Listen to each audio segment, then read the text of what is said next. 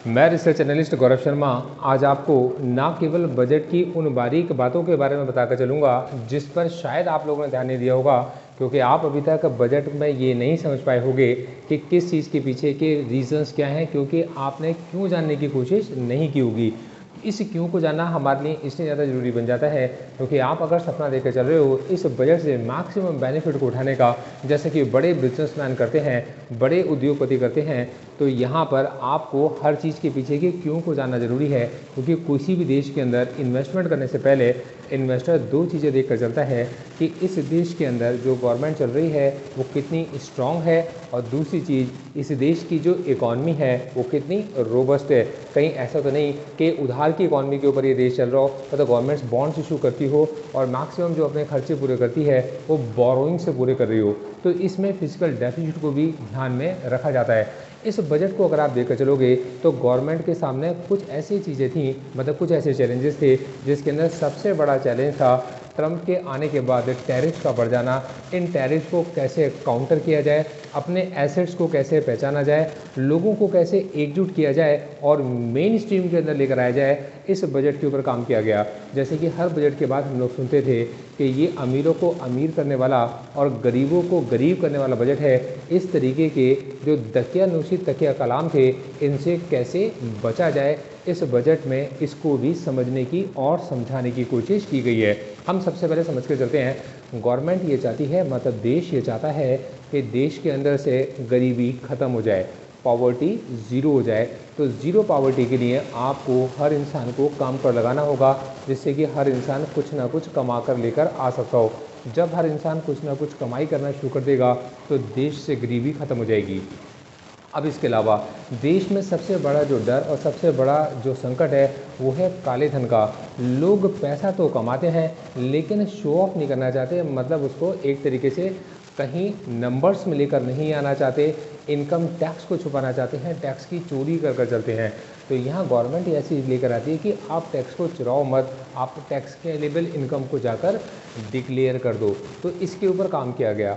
अब जब लोग मुख्य धारा में आना शुरू कर देंगे, लोगों के मन में काले धन का डर खत्म हो जाएगा, लोगों के मन में टैक्स के छापों का डर खत्म हो जाएगा, खुलकर लोग काम करने लगेंगे, तो यहाँ इस तरीके से देश के लोगों का लिविंग स्टैंडर्ड इम्प्रूव होगा और क्वालिटी ऑफ लिविंग जब निकल कर आएगी, अब यहाँ पर उनको ज़रूरत पड़ेगी अच्छी एजुकेशन की, क्योंकि उनके पास जब पैसा आएगा तो वो इस पैसे को और ज़्यादा कमाने के ऊपर खर्च करके चलेंगे। मतलब इस जगह पर उनको ज़रूरत पड़ेगी अच्छे स्टैंडर्ड ऑफ लिविंग के लिए, अच्छे स्कूल्स की, अच्छे कॉलेजेस की, बड़े बड़े आईआईटीज़ की, बड़े बड़े मेडिकल सेंटर्स की, और ज़रूरत पड़ने वाली है मेडिकल इक्विपमेंट्स की, देश को ज़रूरत पड़ने वाली है फोर्स की। और आने वाले वक्त के अंदर इन सारी चीज़ों को एड्रेस करने वाला ये एक ऐतिहासिक बजट रहा है। मैं यहाँ पर ये मेंशन करना चाहूँगा कि सौरभ सर की गाइडेंस में मैं दूसरी बार बजट को कवर अप करके चल रहा हूँ और मुझे इसकी बड़ी खुशी है कि दोनों के दोनों बजट ऐतिहासिक बजट रहे हैं। सबसे पहले हमें ये समझना चाहिए, पॉवर्टी को दूर करने के लिए बिल्कुल निचले लेवल से काम करना शुरू करा गया और टॉप लेवल तक जाया गया। कैसे ये सारे लोग अलाइन हो जाते हैं, समझ के चलिएगा। तकरीबन 68 लाख ऐसे स्ट्रीट वेंडर्स हैं जो किसी न किसी तरीके से एक आम आदमी की ज़रूरतों को पूरा करने वाले सामान को बेच रहे होते हैं, और उनको उस सामान को या तो वो कहीं से उधार लेकर आते हैं या उनके पास में किसी से उन्होंने पैसा उधार लिया होता है। तो उस जगह पर गवर्नमेंट लेकर आती है कि आपके पास एक ऐसा क्रेडिट कार्ड है जिससे आप 30,000 तक का लोन ले सकते हो और छोटी सी दुकान आप अपनी शुरुआत आप कर सकते हो। या 30,000 रुपये से धीरे धीरे करके जैसे जैसे आप ये पैसा वापस करते चले जाते हो, आपके धीरे धीरे आप एक मेन स्ट्रीम में आते चले जाते हो और आप आगे की तरफ बढ़ते चले जाते हो। अब डर इस बात का होता है कि अगर हम लोग पैसा कमाएंगे तो हमसे इस टैक्स में पैसे को छीन कर लेकर चले जाएंगे। इसको थोड़ा आगे लेकर चलते हैं। गवर्नमेंट ये कहती है कि आपने आज एक छोटी दुकान लगाई है, अब आप एक माइक्रो सेटअप लगाओगे, फिर आप एक मैक्रो और ये उसके बाद एक एमएसएमई बन जाओगे। तो इन तरफ जाने के लिए हम आपके बड़े टर्नओवर भी आपको वो सारी स्कीम्स का बेनिफिट देके चल रहे हैं जो हम आपको पहले छोटे टर्नओवर पर प्रोवाइड किया करते थे। तो यहाँ पर टर्नओवर को भी बढ़ा दिया गया है। थोड़ा सा आगे की तरफ इसमें अगर आप ध्यान देकर चलेंगे तो एजुकेशन के ऊपर, अब देखिए एजुकेशन में दो चीज़ें आती हैं। सबसे पहले हर एक को उसकी रीजनल लैंग्वेज ही पसंद होती है। जैसे कि मैं आपको एक छोटे एग्जाम्पल से समझाता हूँ। मेरे पास एक सज्जन आते हैं और वो कहते हैं कि यार 55 साल की एज के अंदर मैं इस समय अपने बिज़नेस को शिफ्ट करना चाहता हूँ, क्या तुम मुझे बताओ मुझे ऐसी कौन सी बुक पढ़नी चाहिए कि मेरे अंदर मोटिवेशन आ जाए। तो मैंने उन्हें कुछ बुक्स का नाम बताए, तो वहाँ वो ये कहते हैं कि मुझे तुम ऐसी बुक बताओ जो मराठी में हो। तो मतलब कहने का ये है कि लोगों को सबसे ज़्यादा कंफर्ट या सबसे ज़्यादा आप देखिए प्रेरणा मिलती है अपनी ही लैंग्वेजेस में पढ़ने के लिए। तो रीजनल लैंग्वेज सेंटर्स डेवलप कर रही है गवर्नमेंट, और यहाँ पर लोग उस एजुकेशन को पढ़ना चाहते हैं जो आज की नीड है। तो यहाँ पर गवर्नमेंट ने इस तरह फोकस किया कि हम ऐसी स्किलफुल या ऐसी स्किल्स को डेवलप करने वाली एजुकेशन देकर चलेंगे जो कि एक मीनिंगफुल एम्प्लॉयमेंट जनरेट कर सकती हो, मतलब जिससे कि आने वाले वक्त में एक सचमुच के काम की एक स्किल्स हमारे अंदर डेवलप हो जाए। अब यहाँ पर उन गिग वर्कर्स को हाईलाइट किया गया और ये पहली बार किया गया जो कि संख्या में तकरीबन 1 करोड़ के आसपास होते हैं। हम 68 लाख से उठ चुके हैं, 1 करोड़ की तरफ पहुँच रहे हैं। 1 करोड़ ऐसे वर्कर्स हैं जो सेल्फ एम्प्लॉयड वर्कर्स हैं, ये मेन स्ट्रीम में नहीं है। तो इनका श्रम पोर्टल पर जाकर इनका रजिस्ट्रेशन हो, इनको कार्ड्स दिए जाएं, इनको हेल्थ बेनिफिट्स दिए जाएं और इनको इंश्योरेंस भी दिया जाए। अब यहाँ हम लोग देखकर चलते हैं कि इंश्योरेंस के अंदर बड़े प्रीमियम्स हमारे को पे करने पड़ते हैं। तो गवर्नमेंट यहाँ पर कहती है कि फॉरेन डायरेक्ट इन्वेस्टमेंट को इंश्योरेंस सेक्टर के अंदर 100% कर दिया जाए। इससे क्या होगा कि फॉरेन डायरेक्ट इन्वेस्टमेंट इंडिया के अंदर आएगी और बहुत सारे लोग आकर ऐसी कंपनियां सेटअप करना शुरू करेंगे जो कि इंश्योरेंस सेक्टर की होंगी और कॉम्पिटिटिव प्राइसेस पर इंश्योरेंस मिलने शुरू हो जाएंगे। ये जब कॉम्पिटिटिव प्राइसेस पर हमें इंश्योरेंस मिलने शुरू होंगे तो एक हाई क्वालिटी ऑफ लिविंग मिलती है पढ़ाई के through, high quality of health standards मिलते हैं इंश्योरेंस के थ्रू। तो यहाँ से हमारे स्किल्स और इम्प्रूवमेंट आनी शुरू होती है हमारे देश के लोगों में। इसको थोड़ा और आगे लेके चलते हैं। गवर्नमेंट ने ये ऑब्ज़र्व किया कि यहाँ पर हम देश के अंदर, मतलब हमारे देश के अंदर हम बहुत बड़े कंज्यूमर हैं एडिबल ऑयल्स के, हम बहुत बड़े कंज्यूमर हैं दालों के, और हम इनके बहुत बड़े प्रोड्यूसर भी हैं। लेकिन हमारी कंजम्पशन इतनी ज़्यादा है कि हमारी प्रोडक्शन को वो ओवर पास कर जाती है और हमें दालें इम्पोर्ट करनी पड़ती हैं। हमारे को एडिबल ऑयल्स को इम्पोर्ट करना पड़ता है और या फिर हमारे को मिलावटी चीज़ों का सामना करना पड़ता है। तो यहाँ इस चीज़ को एड्रेस करते हुए गवर्नमेंट ने अपने एक्सपेंडिचर को, मतलब अपने बजट के एलोकेशन को बढ़ाया एग्रीकल्चर सेक्टर्स में, और ऐसी 100 डिस्ट्रिक्ट्स को भी मार्क करने की कोशिश की गई जिनके अंदर प्रोडक्शन या तो बहुत कम है या आपके पास में है ही नहीं। तो इस जगह पर और इसके अलावा ऐसे भी सेंटर्स ढूंढे गए कि हमारा देश इस समय किस चीज़ की प्रोडक्शन ज़्यादा कर रहा है जिससे कि हम लोग पूरी दुनिया के अंदर उसको एक्सपोर्ट कर सकते हो, मतलब कि हमारा जो किसान है पूरी दुनिया के पेट को भर सकता हो, रादर दैन इसके कि हम बाहर के किसानों को पैसे देकर अपना पेट भरने की कोशिश कर रहे हैं। तो ये एक बहुत बड़ी इनिशिएटिव यहाँ पर गवर्नमेंट ने लेकर चल दी है। चीज़ निकल कर आती है कि आने वाले वक्त के अंदर क्या गवर्नमेंट इंफ्रास्ट्रक्चर के ऊपर अपने खर्चे कम कर देगी, तो आपको जानकर थोड़ी हैरानी होगी। इंफ्रास्ट्रक्चर के ऊपर जो स्पेंडिंग है वो पहले से और ज़्यादा की गई है, बल्कि इसके अंदर एक नई चीज़ इंट्रोड्यूस करा दी गई है, वो है पब्लिक और प्राइवेट पार्टनरशिप। तो पब्लिक प्राइवेट पार्टनरशिप की वजह से हम ये देखते हैं कि किसी भी इंफ्रास्ट्रक्चर को तैयार करने में जो भी खर्चा आएगा तो प्राइवेट इन्वेस्टर्स उसमें इन्वेस्ट करके चल रहे होंगे और वहाँ से वो अपना एक बेनिफिट भी लेकर चल रहे होंगे। तो गवर्नमेंट के ऊपर इसका बर्डन थोड़ा सा कम हो जाता है। उड़ान स्कीम को अगर आप जानते होंगे तो देश के अंदर नए एयरपोर्ट्स बनेंगे जिससे कि हमारी एयर कनेक्टिविटी और जनरली नॉर्थ ईस्ट के एरियाज़ में या फिर हिली एरियाज़ के अंदर ये कनेक्टिविटी हमारी बढ़ जाएगी। यहाँ पर हम लोग देख के चलते हैं कि हमारे डिफेंस के बजट को भी एनहेंस किया गया है जिसके अंदर नए एयरक्राफ्ट्स लेकर आ जाएंगे, शिपिंग फ्लीट्स लेकर आ जाएंगे। शिपिंग इंडस्ट्री को बूस्ट करने के लिए भी गवर्नमेंट ने अपने जो पहले इंसेंटिव थे वो अभी भी आगे जारी रखने के बारे में कहा है कि अगर आप देश के अंदर ही जहाज़ बनाते हैं, देश के अंदर ही शिप्स को अगर आप बना कर चलते हैं और इवन अगर आपको शिप्स कहीं बाहर भी बेच कर चलते हैं तो जिस तरीके के इंसेंटिव्स आपको मिलते हैं वो दिए जाएंगे। यहाँ हम लोगों ने ऑब्जर्व किया कि बहुत बड़ा इम्पोर्टर हम हैं इस समय पर टॉयज़ के, और हम ये देखते हैं कि सबसे बड़ा एक्सपोर्टर टॉयज़ का जो है, मतलब खिलौनों का जो एक्सपोर्टर है वो है चाइना। तो चाइना के साथ में अगर चाइना से कुछ सामान हम लोग लेकर भी आ रहे हैं तो क्यों ना कोई सामान हम अपना भी बनाएं और हम भी खिलौनों के एक्सपोर्टर बन जाएं। तो खिलौनों के एक्सपोर्ट्स को लेकर अगर आप काम करके चलोगे तो इस समय पर आप गवर्नमेंट की स्ट्रीम के साथ में स्ट्रीम लाइंड हो। तो मतलब गवर्नमेंट लाइनअप होकर चल रही है इस समय की डिमांड को लेकर। आप आर्टिफिशियल इंटेलिजेंस को अगर आप देखे चलेंगे तो आर्टिफिशियल इंटेलिजेंस की एक्सेलेंस की रिसर्च के लिए और ट्रेनिंग के लिए अलग से एक प्रॉपर सेंटर बना दिया गया है। हमारे देश में मखाने का प्रोडक्शन बहुत ज़्यादा होता है, तो मखाने के इस प्रोडक्शन की वजह से, मतलब मखाने को बाहर एक्सपोर्ट करने के लिए, मतलब बाहर बढ़ाने के लिए हम लोगों ने एक प्रॉपर मखाना बोर्ड भी बनाया गया है। यहाँ पर बिहार को काफ़ी सारी सौगात मिली है, तो मैं थोड़ा सा इसकी तरफ आपको ध्यान लेकर जाना चाहूँगा। आज बिहार उसी रास्ते पर है जिस रास्ते पर चला था उत्तर प्रदेश, जिस रास्ते पर चला था उत्तराखंड, आज उसी रास्ते पर है बिहार। रादर देन इसके कि उसको विशेष राज्य का दर्जा दिया जाए, क्यों ना उसकी विशेषताओं को उजागर किया जाए। तो इस तरफ ध्यान रखते हुए गवर्नमेंट ने वहाँ पर नए IITs का खोलना, नए सेंटर फॉर एक्सेलेंस खोलना, वहाँ पर नया एयरपोर्ट खोलना और वहाँ पर केपेक्स को बढ़ावा देना, इस तरफ काफ़ी ज़्यादा ध्यान दिया है। रेलवेज़ के बजट को एज इट इज रखा गया है, मतलब रेलवे को जो पहले 2,52,000 करोड़ का बजट पहले था, वैसे 2,52,000 करोड़ का बजट अभी भी है। अभी भी इस समय पर रेलवे के बजट में किसी तरीके की कोई कटौती नहीं की गई है, हाँ बढ़ोतरी नहीं की गई है। यहाँ इस वजह से हम लोगों ने देखा कि लोगों की जो एक्सपेक्टेशन थी रेलवे के स्टॉक के अंदर वो गिरती हैं। लोगों के दिमाग में ये बात भी आती है कि यार इतना सब कुछ होने के बाद भी मार्केट क्यों नहीं दौड़ा और मार्केट के अंदर गिरावट क्यों आ गई। मैं आपको इसके सारे रीजंस भी समझाने की आपको कोशिश करूँगा। देखो, गवर्नमेंट का जो मोटिव है उसमें फाइनेंस सेक्टर को वो एक रिफॉर्म की तरह देखना चाहते हैं, मतलब इसको बढ़ावा देना चाहते हैं, जिसकी वजह से हम लोगों ने कल बैंकिंग स्टॉक में एक तेज़ी को महसूस किया था कि मार्केट में हर गिरावट के अंदर उनके अंदर एक खरीदारी बनी हुई थी और निश्चित लेवल से वो स्टॉक्स भी रिकवर होकर आते हैं। ये मार्केट की लैंग्वेज है। बहरहाल अभी थोड़ा सा हमें समझ के चलते हैं कि बनाए इसके भी मार्केट नीचे क्यों गिरा। रीज़न उसका बड़ा सिंपल सा है। ट्रंप ने लगाने हैं टैरिफ, और ट्रंप के आने के बाद से टैरिफ का डर सबके मन में लगातार बना हुआ है।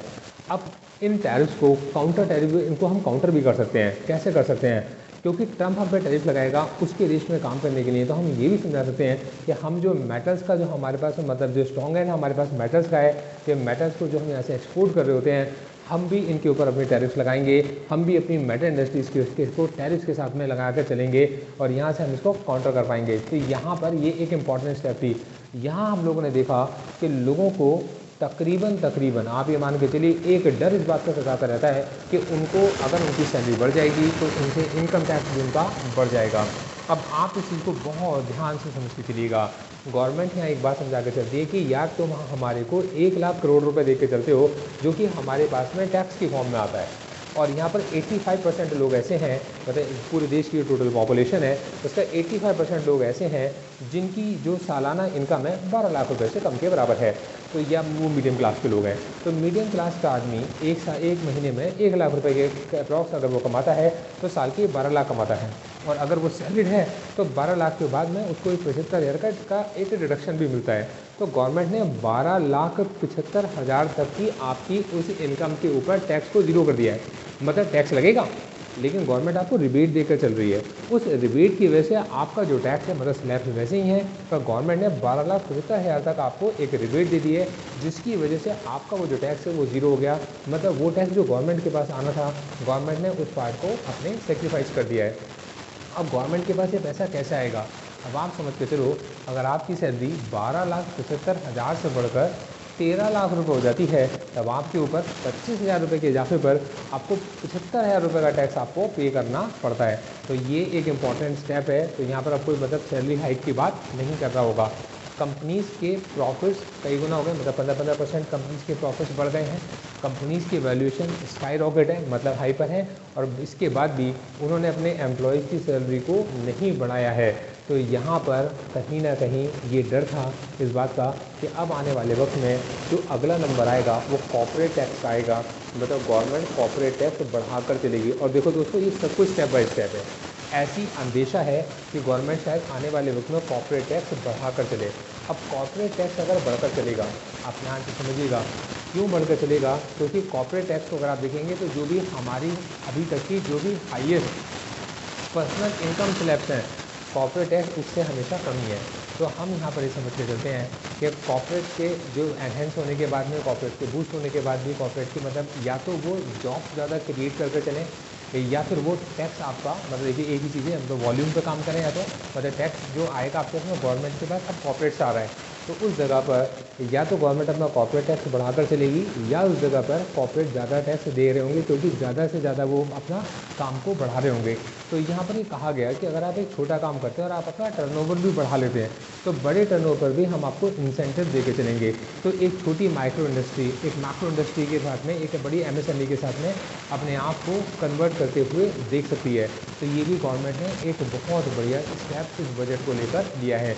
अब किन किन सेक्टर्स के बारे में बात की जाए कि वो सेक्टर्स आपका बूम कर सकते हैं, तो देखिए इंश्योरेंस सेक्टर के ऊपर, फिर एक्सपोर्ट सेक्टर के ऊपर अगर आप देख के चलेंगे, अगर आप एग्रीकल्चर सेक्टर को अगर आप देख के चलेंगे, इंश्योरेंस सेक्टर को अगर आप देख के चलेंगे, शिपिंग सेक्टर को अगर आप देख के चलेंगे, यहाँ पर अगर आप बैटरी से को अगर आप ध्यान से देख के चलेंगे, बैटरी सेक्टर में जैसे कि गवर्नमेंट ने इस वक्त पर बैटरीज के ऊपर इंपोर्ट ड्यूटी बढ़ा दी है, तो उससे क्या होगा कि जो डोमेस्टिक मैन्युफैक्चरिंग है बैटरी वाले, ये लोग बेनिफिशियरी होंगे और आने वाले वक्त में ग्रो करेंगे।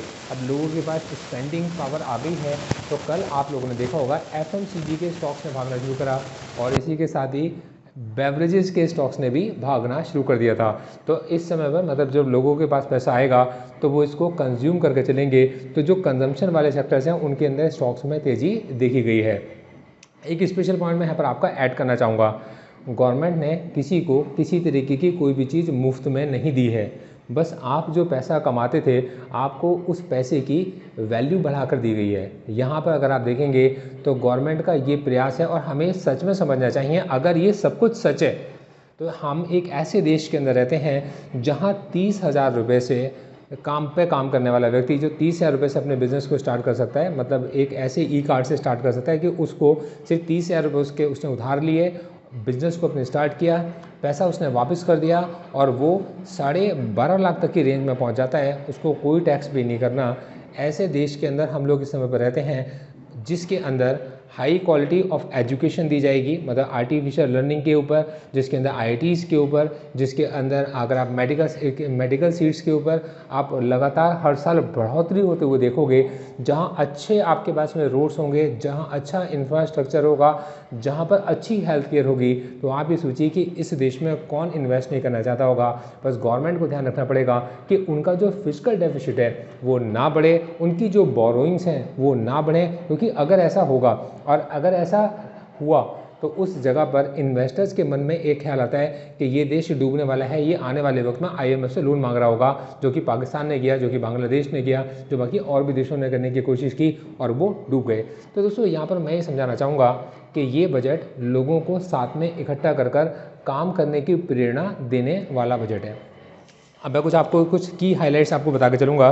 तो अगर आप देख के चलेंगे तो कैपेक्स के ऊपर 11.2 लाख करोड़ रुपए की इन्वेस्टमेंट मतलब एक अलग से अलॉटमेंट किया गया है, और जो कि आपके 0.9% का इजाफा है, और 12 लाख से 12,75,000 करोड़ रुपए के तकरीबन हमारा डिफेंस का बजट बढ़ाया गया है।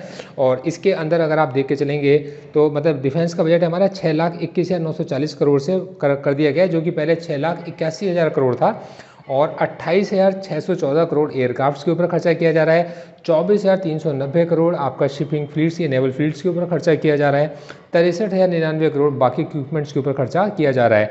एग्रीकल्चर को 1.5 लाख करोड़ से बढ़ाकर 1,71,00,000 करोड़ मतलब 1.71 लाख करोड़ कर दिया गया है, और हेल्थ केयर के ऊपर 90,958 करोड़ कर दिया गया है, जो कि पहले से बढ़ाकर 98,311 करोड़ कर दिया गया है। और यहाँ पर अगर आप देखे चलेंगे एजुकेशन सेक्टर पर 6.6% का ज़्यादा अलॉटमेंट किया गया है। यहाँ मतलब आप देखें 1,28,650 करोड़ का पहले बजट था हमारा, और ये अब आपके पास में ये पहले 1,21,000 करोड़ का बजट था, अब 1,28,000 करोड़ का बजट इस समय पर कर दिया गया है। एआई की एजुकेशन के लिए 500 करोड़ का अलग से अलॉटमेंट किया गया है। मेडिकल फील्ड में 10,000 additional seats medical seats add की गई हैं, जो कि अगले 5 साल में 75,000 सीट्स को ऐड करने का गवर्नमेंट का प्लान है। रूरल एंड अर्बन डेवलपमेंट में 2,66,817 करोड़ का अलग से बजट एलोकेट किया गया है और रेलवेज़ को 2,52,000 करोड़ का बजट अभी भी दिया गया है। जैसे कि मैंने आपको बताया कि उड़ान स्कीम में 120 नए आपके पास में डेस्टिनेशन डिसाइड किए जाएंगे, जहां पर 120 नए एयरपोर्ट्स आपके देश को मिलने वाले हैं। आपको मतलब फ़्लाइट्स इतनी कॉमन हो जाएगी कि आप रेलवे और फ्लाइट्स में मतलब आप ही सोचिए, जो राजधानी का टिकट का खर्चा और आपका फ़्लाइट का खर्चा तकरीबन बराबर बैठता है। इंश्योरेंस में 100% फॉरेन डायरेक्ट इन्वेस्टमेंट को लाया गया है और फार्मा के अंदर 36 लाइफ सेविंग ड्रग्स को बिल्कुल टैक्स फ्री कर दिया गया है। शिपिंग के अंदर BCD एग्जामेशन अभी भी जारी किया गया है और स्टेट्स को, अब देखिए इंपॉर्टेंट है कि रादर देन इसके कि किसी देश को, किसी स्टेट को एक विशेष राज्य का दर्जा दिया जाए, गवर्नमेंट कहती है कि आप हमारे पास में ऐसी स्कीम्स लेकर आओ जिससे कि डेवलपमेंट होगा, जिससे कि रिफॉर्म निकल कर आएंगे और हम उस पर आपको 1.5 लाख करोड़ दे के चलेंगे इंटरेस्ट फ्री लोन 50 साल के लिए। तो दोस्तों, इन सब के साथ अगर मैं आपको सम अप करके चलूँ तो ये बजट एक ऐतिहासिक बजट है। अगर इसमें जो जो सपने देखे गए अगर वो सब कुछ सच हो जाते हैं तो हम अगले साल जब मिलेंगे तो हम देश को कई स्टेप्स आगे, मतलब कई साल आगे बढ़ते हुए देख पाएंगे। Thank you so much, all the best.